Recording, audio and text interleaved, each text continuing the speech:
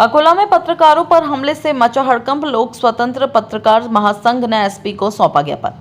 अकोला शहर के सिटी कोतवाली क्षेत्र में पत्रकारों पर हुए जानलेवा हमले से जिले में रोष और हड़कंप का माहौल बन गया है। बताया गया है कि एलसीबी द्वारा जारी प्रेस नोट के प्रकाशन के बाद कुछ आरोपियों ने एक मीडिया कार्यालय पर हमला कर दिया है। इस गंभीर घटना के विरोध में लोक स्वतंत्र पत्रकार महासंघ के नेतृत्व में पत्रकार संगठनों ने एकजुट होकर अकोला के पुलिस अधीक्षक अर्चित चांडक को ज्ञापन सौंपते हुए दोषियों के खिलाफ सख्त कार्रवाई की मांग की है।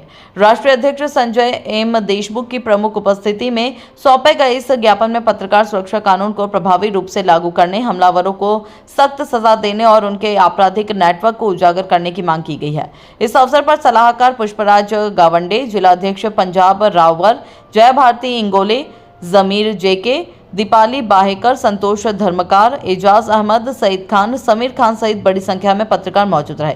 पत्रकार संगठनों ने चेतावनी दी कि यदि शीघ्र कार्रवाई नहीं की गई तो आंदोलन किया जाएगा। भारत संवाद के लिए संजय दास की खास रिपोर्ट। अकोला येथील आमचे ख्यातनाम पत्रकार दैनिक सुखाचे संपादक हाजी सज्जाद हुसेन आणि त्यांच्या परिवारावर समाजविघातक गुंडांनी प्राणघातक हल्ला केला।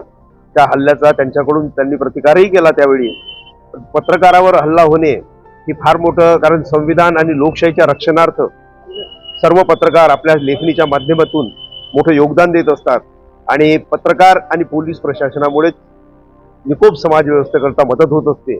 अशा पत्रकारांवर हल्ला करण्याचा जर प्रकार होत असेल तर हे अत्यंत गंभीर आहे आणि पोलीस प्रशासनाने याच्याकडे जातीने लक्ष दिलं पाहिजे।